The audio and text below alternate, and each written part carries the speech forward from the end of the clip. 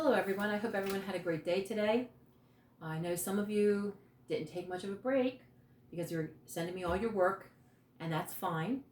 Now I want to just touch base real quickly about our final. We will have a final in here. I know that I was asked when we were together in class if we were going to have a comprehensive final from the beginning of the year to the end. And I said no. I cannot grade you on something that I did not teach you. So our final is going to be over realism and naturalism, the entire time period, and all the literature we've done, the history of it. So it gives you a chance to start preparing yourself, getting your notes organized, and we'll move on from there. So that's what our final will be. And just so you know, seniors, your last day is the 29th. That's when our final will be. The juniors, you will have another test a week later on another unit. We'll do a small unit and you'll be tested the following Friday, well, whenever the final period is for our classes, okay? So we're getting ready to read Daisy Miller. We already discussed about the American novel. And I'm going to give you the character background, a little bit about the characters in Daisy Miller, doing it a little differently this time before I go over a whole lot of Henry James and his lifestyle. There are a few characters in Daisy Miller. There are, I believe, 8, if I'm not mistaken. I glance down here real quickly. Yes, 8 characters. And I'm going to give you a brief synopsis of each character, which when you read the book, the story, it will help you to understand a little bit more about the characters. So the first character we have is Daisy Miller. She's a rich American girl traveling through Europe with her mother and younger brother. Daisy wants to be exposed to the European high society, but she refuses to conform to all the old world notions of propriety laid down by the community there. She doesn't like the pomposity of everything. In Rome, she becomes involved with an Italian man named Giovanelli, and she eventually dies from malaria as a result of being outside with him at night. Along with Winterbourne, Daisy is the novel's other protagonist. Okay? Our next character that we have in the book is Winterbourne. Winterbourne is a young American who has lived most of his life in Geneva. He is the novel's central narrative consciousness and possibly the main protagonist.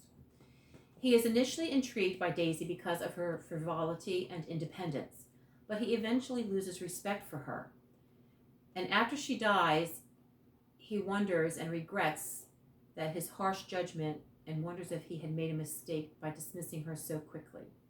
Again, that goes along with the pomposity of this high society.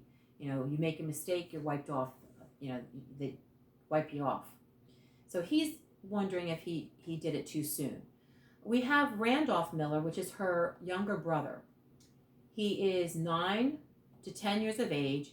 He is loud, ill-mannered, ungovernable, a horrible little boy. Okay? I'm sure that none of you have siblings like that or know of any child like that. But this is Randolph Miller, that's Daisy's brother. Mrs. Miller, Daisy's mother, is very vague. She's weak. She's a very ineffectual mother. She seems obsessed with her health and is utterly incapable of governing the behavior of her children. She is silly and clueless, but when Daisy does fall ill, she proves, as a quote in the book says, the most judicious and efficient nurse. So she does get it together to help Daisy, but it's kind of a little too late. It's the end of Daisy's life. We have Mrs. Costello, who is Winterbourne's aunt, a shallow, self-important woman who seems genuinely fond of Winterbourne. She really does like him. She's the voice of the snobbish society. She defines it. She fulfills the role of a confidant in this play. And she's also seen in many other of Henry James's novels as the confidant. Okay, so if you ever read anything else of his, you'll hear that name throughout some of his literature. We have Eugenio, the Miller's supercilious interpreter and guide, who's often referred to as the courier. He has better judgment and a greater sense of propriety than either Daisy or Mrs. Miller, and often treats them with veiled contempt. Mrs. Walker is a wealthy, well-connected American widow who lives in Rome. She knows Winterbourne from Geneva and has befriended Daisy.